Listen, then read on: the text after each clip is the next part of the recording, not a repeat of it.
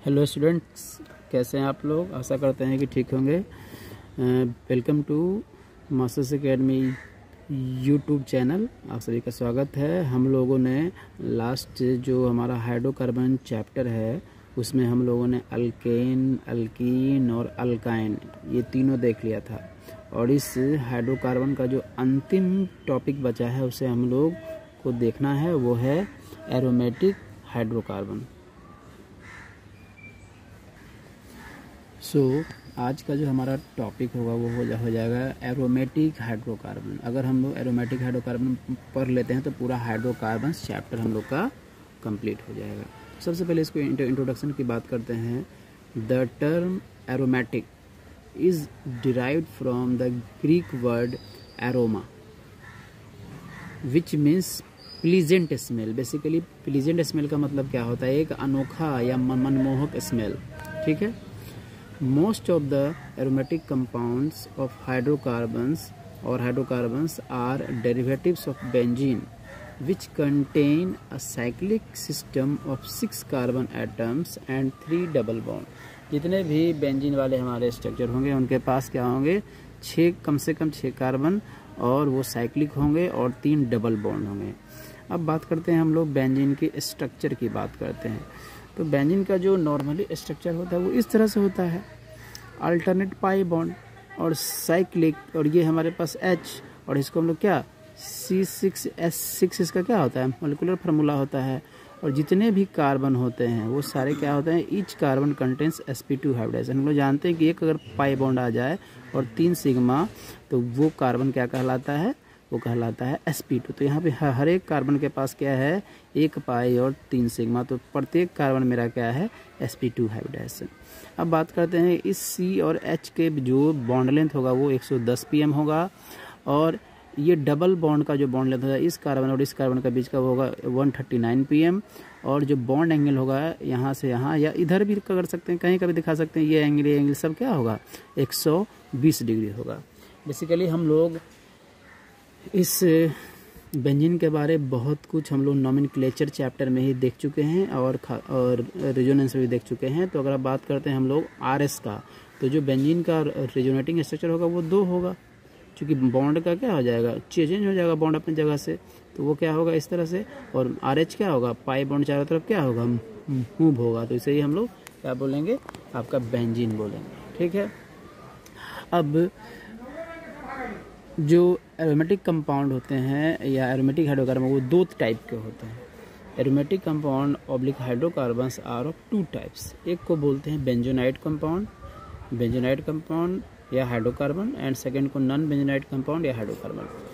बेंजोनाइट compound या उसको क्या बोलते हैं? बेंजोनॉइड्स बोलते हैं।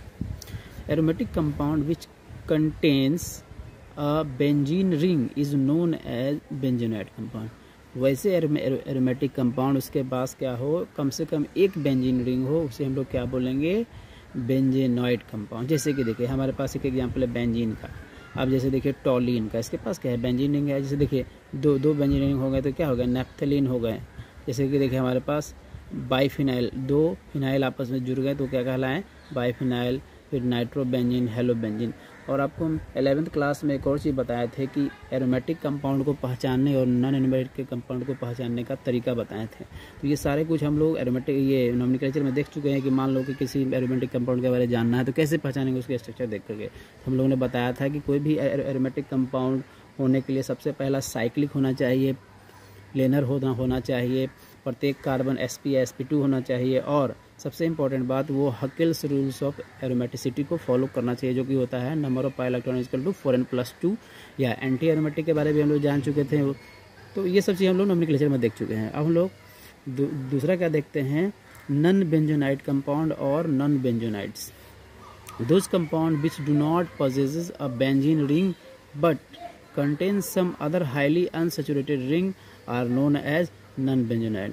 वैसे कंपाउंड जो क्या करे? बेंजीन रिंग को नहीं रखता हो, वो सारे क्या कहलाएंगे? हमारे नॉन बेंजोनाइट कंपाउंड। जैसे कि देखिए हमारे पास एक एग्जांपल है, जैसे कि देखिए साइक्लोप्रोपिनाइल केटाइन, इस तरह से साइक्लोपेन डाइनाइल एनायन, चूँकि माइनस है तो एनायन, या साइक्लोहेप्टा ट्राइनाइल केटाइन। तो ये सारे क्या है, एग्जाम्पल हैं नॉन बेंजोनाइड कंपाउंड के। चलिए अब हम लोग देखते हैं प्रिपरेशन मेथड ऑफ बेंजीन।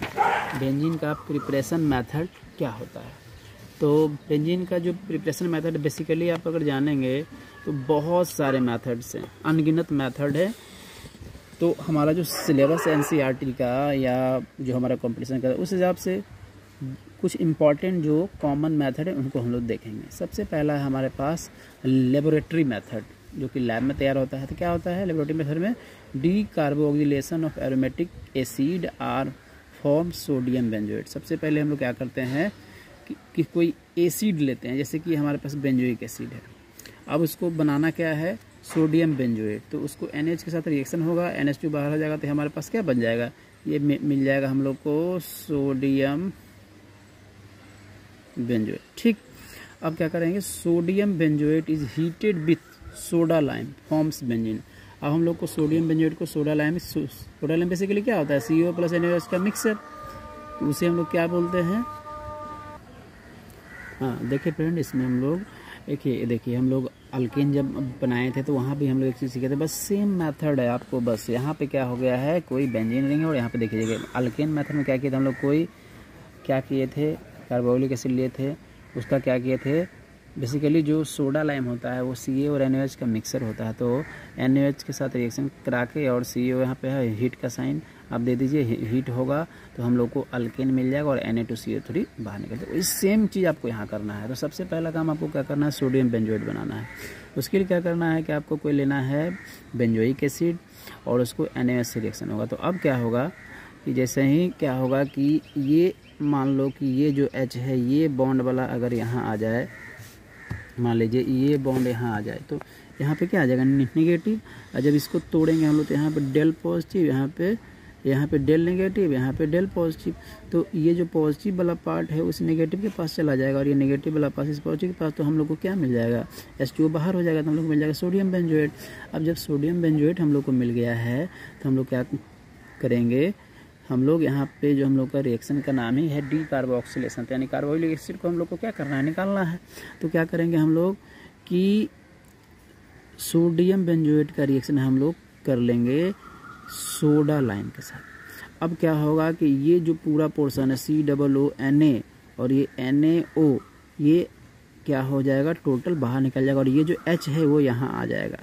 तो हम लोग को बेसिकली क्या हो जाएगा, यहाँ पे एक H हो जाएगा और Na2CO3 बाहर निकल जाए और हम लोग को जो चाहिए था बेंजीन, वो बेंजीन मिल जाएगा। तो ये आपका सिंपल सा लेबोरेटरी मेथड है, पहला मेथड जो आपको याद रखना जरूरी है। देखिए अब सेकंड मेथड की बात करते हैं, from reduction of phenol.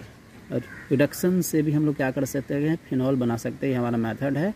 When vapours of phenol या phenols are passed over zinc dust, जब इसके वेपर को क्या करेंगे हम लोग, जिंक डस्ट से पास कराएंगे, देन बेंजीन इज फॉर्म। जैसे कि देखिए हमारे पास क्या है, ये फिनॉल, अगर किसी बेंजीन पे कोई OH आ जाए तो क्या हो जाएगा, फिनॉल। ये हमारा जिंक डस्ट है, इसका क्या कर रहे हैं हम लोग, रिडक्शन कर रहे हैं। जैसे ही रिडक्शन होगा तो हमारा क्या हो जाएगा कि ये यहाँ का बॉन्ड टूट करके ये ZnO बाहर निकल जाएगा और ये वाला H यहीं रह जाएगा और हम लोग को मिल जाएगा क्या, बेंजीन। अब मान लीजिए एक और कोई कंपाउंड आ जाए कि मान लो कि फिनॉल है, उस पर कोई CH3 आ जाए, उसको क्या बोलेंगे हम लोग, ऑर्थो रिजॉल्व बोलेंगे, ठीक है। और फिर से उसको जिंक डस्ट से क्या कराएंगे, पास कराएंगे, तो हम लोग को क्या मिल जाएगा, यहाँ देखिए अब यहाँ पे क्या हो गया, हट गया है ये OH वाला और ये क्या हो गया है मेरा, ये CH3 आ गया है, जैसे था वैसे ही है, तो हमारा हो जाएगा मिथाइल बेंजीन या उसे टोलिन बोलते हैं। ये हमारा सेकंड मेथड है, बहुत ही सिंपल मेथड। अब हम लोग देखते हैं next, from benzene sulphonic acid. अब हमारे पास अभी भी देखे थे हम लोग क्या, बेंजोइक एसिड, अब है benzene sulphonic acid. Benzene sulphonic acid is heated with super heated steam. देखिए सुपर हीटेड स्टीम बेसिकली क्या होता है, वाटरी होता है। Super heated steam vapours forms benzene. अब इसमें भी आपका बहुत सारी, इस मेथड को हम लोग क्या बोलते हैं, हाइड्रोलाइसिस बोलते हैं। ये भी आपका बहुत ही सिंपल मेथड है, इसमें कुछ करना नहीं है। हमारे पास बेंजीन सल्फोनिक एसिड है और इस सुपर हीटेड जो हमारे पास स्टीम है वो क्या होगा, इसको इस तरह से बॉन्ड को दिखा करके OH और ये SO3H को क्या करेगा, बाहर निकाल देगा और ये H यहाँ आ जाएगा। तो हम लोग को ये जो है क्या, ये H2 और ये SO3 और ये H2SO4 आपको बाहर निकल जाएगा और हम लोग को बेंजीन मिल जाएगा, ठीक है। तो ये हमारा क्या था, बेंजीन सल्फोनिक एसिड से। नेक्स्ट हमारा है फ्रॉम हेलो बेंजीन। बेसिकली ये भी क्या कहलाता है, एक रिडक्शन प्रोसेस ही कहलाता है। तो हेलो बेंजीन का मतलब क्या, किसी बेंजीन पे कोई हेलोजन आ जाए तो उसे क्या बोलेंगे, हेलो बेंजीन। तो ये भी मेरा क्या है, रिडक्शन मेथड। उसके लिए हम लोग क्या क्या करते हैं कि कोई निकल एल्युमिनियम एलॉय लेते हैं। तो अब मान लो कि रिडक्शन कराना है तो कुछ कोई चीज़ तो मुझे चाहिए ना, तो इसके लिए हमको क्या चाहिए, एच चाहिए। तो इसके लिए क्या करते हैं हम लोग, NaOH लेते हैं, एल्युमिनियम लेते हैं, वापस में रिएक्शन करके आपका क्या बना देगा, NaAlO2, और रिडक्शन जो मेरा ये एलिमेंट है वो बाहर निकल जाएगा, वो H है। तो ये क्या हो गया हमारा हेलो बेंजीन। उसका क्या करा रहे हैं, H के साथ रिडक्शन करा रहे हैं।